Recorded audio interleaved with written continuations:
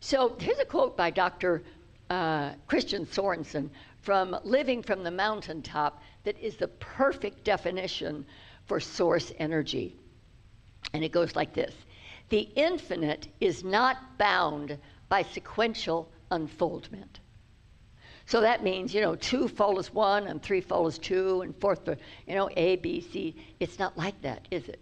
I went from no work for 4 years to 3 days on a feature film, just like that, boom, boom. So 1 minute you don't have it and the next minute you do. That's like this intuition that gives you information that you can't reason with in your mind. Your reasoning mind did not get you there. It all of a sudden says, oh, and then you're like, oh, the light bulb just went on. I could do that. I could call them. I could go there. I could go online. I could do some research. I could get that book. I could call a friend. I could do something like that. Absolutely. I love that. And it says that what that says to me, oh, here's the second part. So the infinite isn't bound by sequential unfoldment. It is one and everywhere present already. So there's no place for it to go. So what that says to me is whichever choice you make, it's already there. If you go A, it's there. If you go D, it's there. If you go Z, it's there. If you go Y, it's there. It's everywhere present. There's nowhere you can go that it is not present. But we have to consciously know that and call it forth. It's like tuning into your FM station. When I go from Santa Clarita to Bakersfield, at some point, I have to remember to change my radio because all the stations start going, and I'm not hearing music anymore. And if I don't change the station and tune in to what I want, I'm just going to be left with a bunch of mess. And I don't want that. I don't like that. So here is something to think about. If your desire wasn't already available, if it wasn't already present in the quantum field, which is that subconscious mind, which is the infinite mind, which is your mind on an infinite scale, and that's where we go when we pray. We're in that infinite mind, and that mind is your mind. If it wasn't already there, available, you couldn't think it up. I couldn't think it up. So it's already there, just waiting for you to make a decision, waiting for you to take action, waiting for you to get passionate about what you want instead of scared to death about what you don't want. Anybody ever been scared to death about what you want? Me? Yeah. So that's our challenge and that's our opportunity to choose what we're going to do and what we're going to. So here are some clues to help you be successful with this. The first one, you're going to love this. Exchange your complaints for gratitude.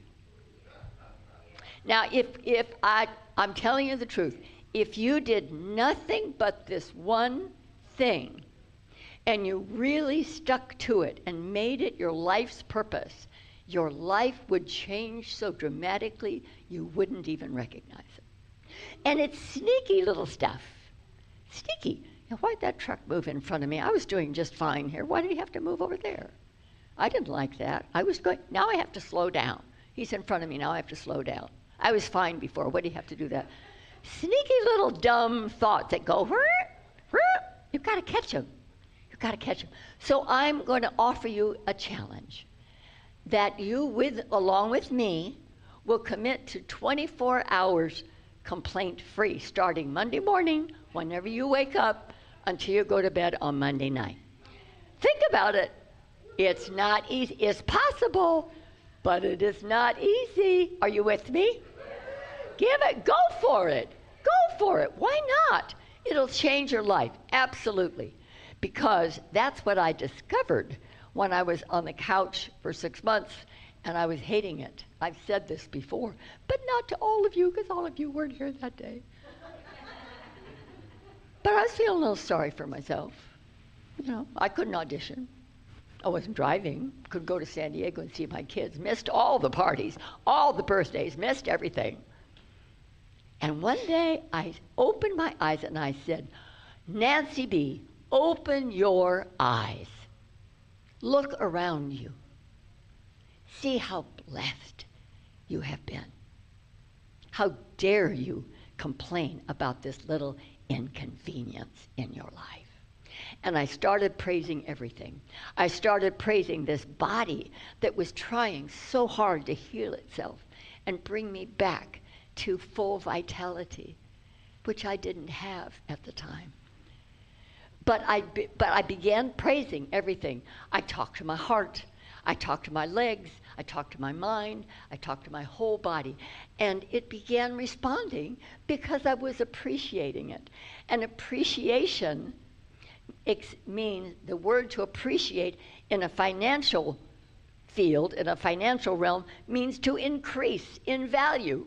So when you appreciate something, it's going to increase in value. So what do you want to increase in value? Your scared little self?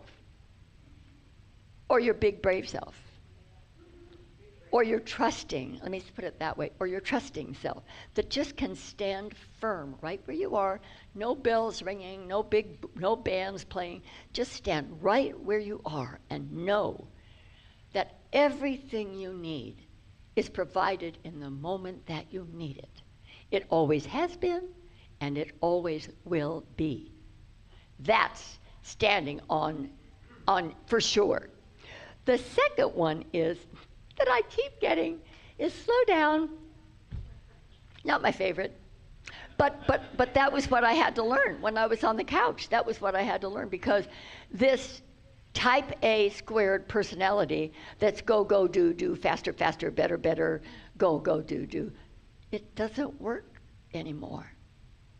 We have to find kinder, gentler ways to deal with each other and ourselves, because we're killing ourselves the other way, and it's got to stop.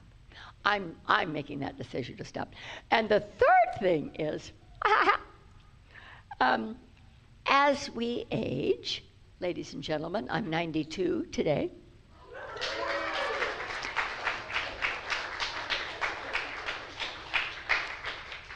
And I was 92 in April. I'm still 92.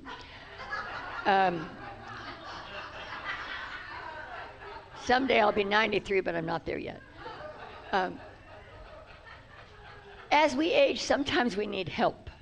Sometimes you just need a little help. And if you do, don't be afraid to ask for it. So I was finally being able to drive my Camry to Vaughn's, which is 1 block away, buy my own groceries, and get them to the door, when I realized there was no way in hell I was going to get them to the car by myself. I had used up every ounce of energy I had, and I was done. So I saw a middle-aged black gentleman walking out the store, and I said, "Excuse me, sir, could I borrow your elbow? I'm feeling a little weak, and I don't think I can make it to the car." "Step right up, young lady," and takes me to the car. So here's a double blessing.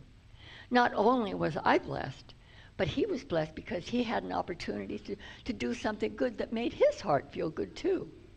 So don't be afraid to ask for help. Because people, if we approach them respectfully, and I always say sir in a situation like that, because they don't know me. I could be, I don't know, some weird person. I don't know. So anyway, he helped me to the car, and I got home. I got back, and I got my groceries and everything. So, but I came to the conclusion, after writing all this and all these steps and all this stuff, that the source of abundance is really your mind. Because your mind is where you're going to decide what you're going to believe, what you're going to decide, and what you're going to take action on. So the source, the infinity, is always there. But you have to make a decision to line up with that if you want to accomplish your goals. You have to make a decision to move. And you remember the movie Eat, Pray, Love? Remember that? Well, that's why I wrote it this way. So it's pray, decide, act. Say that with me. It's pray, decide, act. Do it again. Pray, decide, act. One more time. Pray, decide, act. With consistency. Because it takes 3 times for it to stay there. And think about the movie, Eat, Pray, Love, and then you'll remember it. Pray, decide, act. with consistency. And when you do that, you will be astounded at how Spirit will show up in your life in ways you could not have imagined, beyond your imagination, and yet it will be in full alignment with the word that you spoke. Absolutely. So if you have your piece of paper about with the Oath of Manifestation that was written by Dr. Michael Bernard Beckwith, pull that out. And if you don't have it, just follow me. I love this. This was my mantra through that period in 2024. This was my mantra, and I'm going to say it once because I want you to say it like I'm saying it. I am constantly guided and boldly empowered to receive the lavish abundance of the universe. So say it with me. I am constantly guided and boldly empowered to receive the lavish abundance of the universe. And so it is. Namaste.